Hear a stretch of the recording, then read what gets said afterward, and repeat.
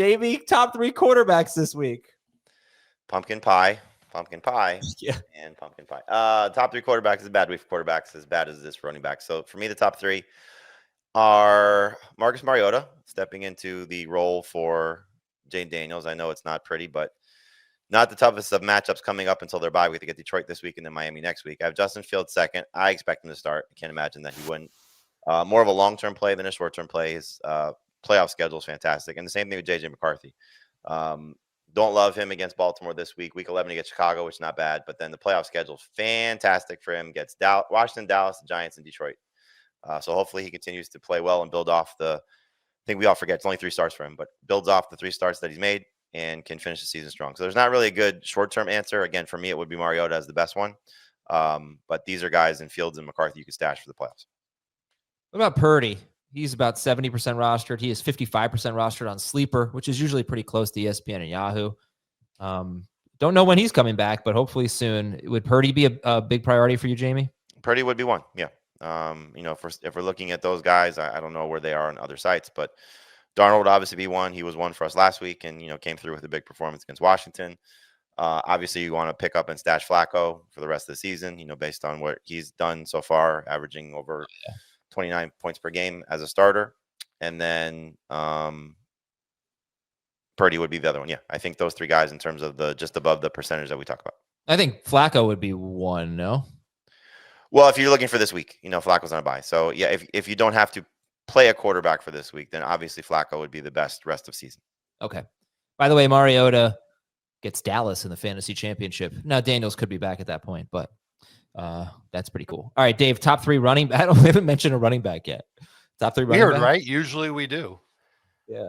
Hold your nose because these guys aren't great. So hopefully you don't need a running back. But if you do, Devin Singletary would be at the top of the list, 90% available, split reps close to evenly with Tyrone Tracy. It was disappointing. Coaching staff likes him. They're very familiar with his game. And I don't think he's going away anytime soon. I really don't have strong feelings about the next 2 names. I'm thinking stash with Devin Neal, who played 40% of the snaps for the Saints.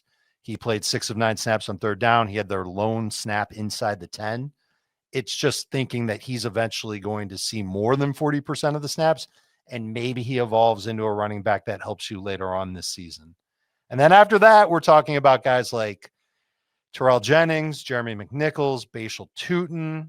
Well, we will know after 4:00 whether or not Isaiah Davis becomes a thing. I can tell you right now that if Breece Hall gets traded, Isaiah Davis leaps to the top of this list, top of every list, as far as people to add, because he would get an opportunity, I think, to be the lead back for the New York Jets, and he's played pretty well in the limited opportunities he's had. Okay, so Singletary, Devin Neal, Terrell Jennings. By the way, Kamara fumbled. I don't think he had a touch after the fumble. I'm not sure. He did one. Kellen Moore was asked about that, and he basically defended Kamara. Yeah. But who knows? I mean, the team's a mess. Yes, they are. Jamey, top 3 wide receivers. Yeah, Parker Washington would be one, just looking again at what his opportunity is, and hopefully we'll take advantage of it. After him, I go Torrey Horton second. Excited to see if he continues to get a bigger role. He has actually 4 games this season with exactly 4 targets. He has not had more than 4 targets in a game. In every game where he's gotten exactly 4 targets, he has scored a touchdown.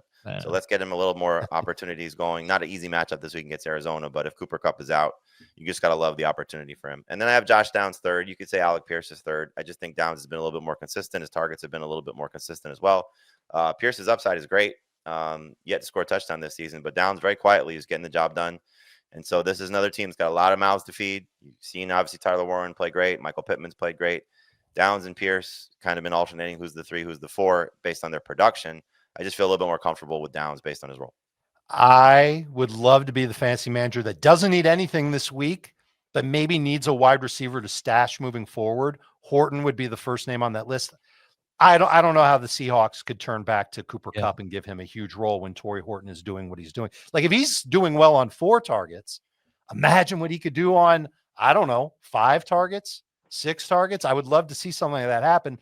The problem is that we haven't seen the Seahawks offense and coaching staff adjust to things that they've seen on the field. Exhibit A is their running backs, and they're just sticking to how they've been utilizing their running backs week after week after week without really changing, even though one of them seems to be a little bit more efficient than the other. So it's a little bit of a risk with Horton. If you're just looking for a stash at receiver, Horton would be at the top of the list. Tez Johnson would be second. Alec Pierce would be third. But there's a lot of receivers. Jamey, you talked about this. There are a lot of wideouts that you can pick up and stash and see what happens. The only one that I think you can really use right away, and it's in full PPR, is Washington. And even then, it's not a great matchup.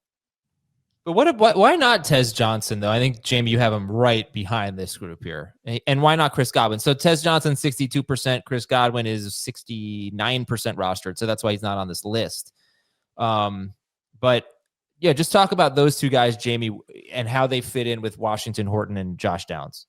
So I have Godwin in the other list of the shallower leagues. So he's in the story. I know we'll talk about him when you asked about that category.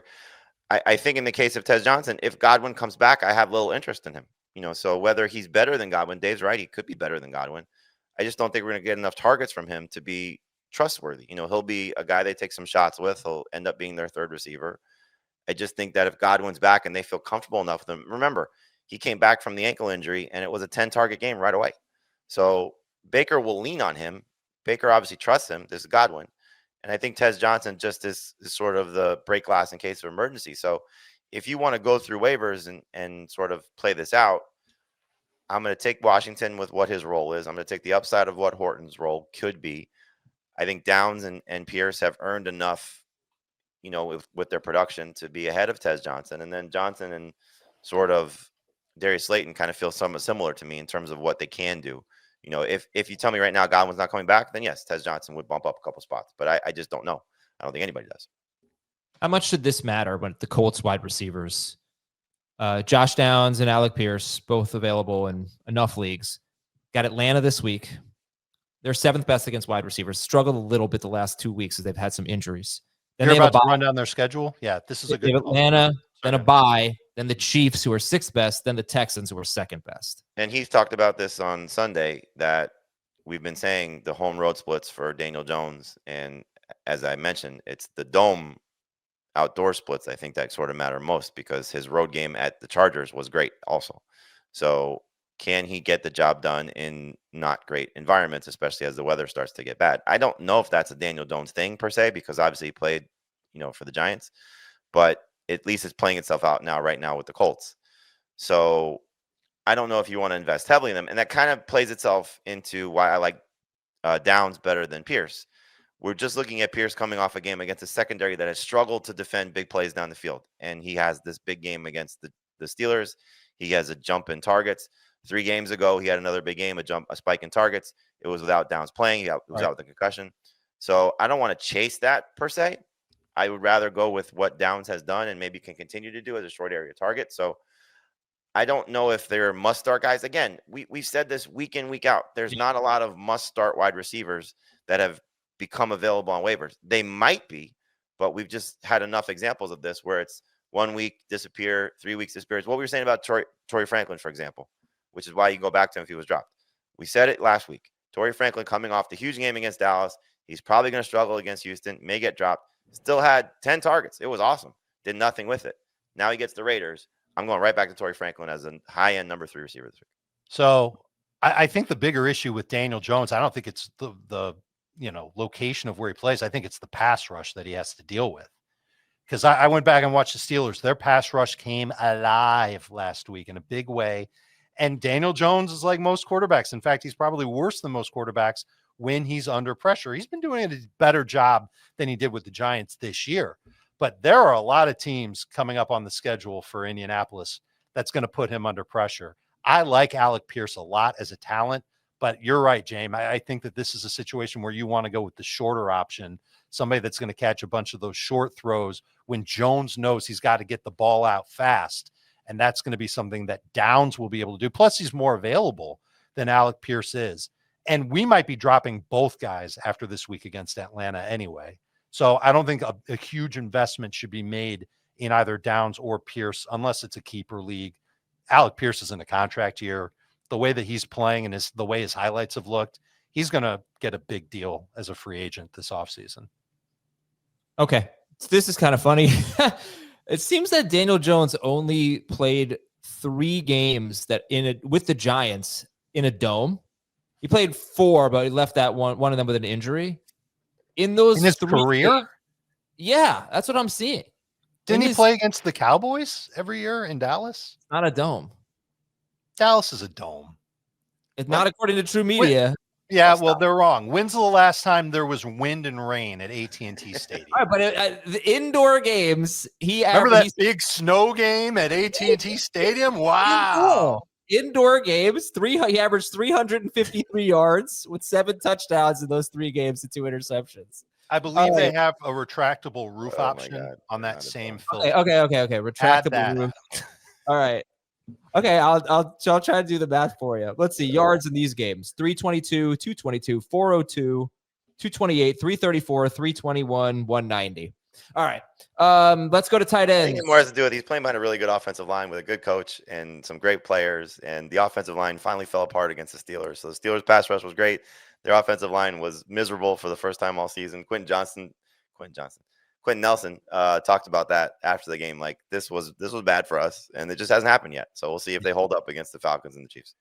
Okay, Dave, who are our top 3 tight ends? I already talked about mine. Fannin, Njoku, Loveland. Would you like 3 more? Sure. Mason Taylor still makes the list. Juwan Johnson, he's been pretty good his last 3 games. Cade Otton, if nobody gets healthy for Tampa coming out of the bye, would be an interesting option against New England. The easiest choice to go get, and one that might have immense upside, is barring trade, Luke Musgrave. He is going to step into Tucker Kraft's role and did a nice job in his rookie season when Kraft was banged up. This is a better offense that I think will allow him to flourish a little bit. Matt LaFleur was talking about he can still make plays down the field, similar to what Tucker Kraft was doing. So he's as available as any tight end you'll find. I got one more for you, but I'm going to wait until we talk about players available in deeper leagues. Sure. All right. Well, now it's time for coverage you can count on, sponsored by Nationwide. Jamey, give me a DST to stream this week.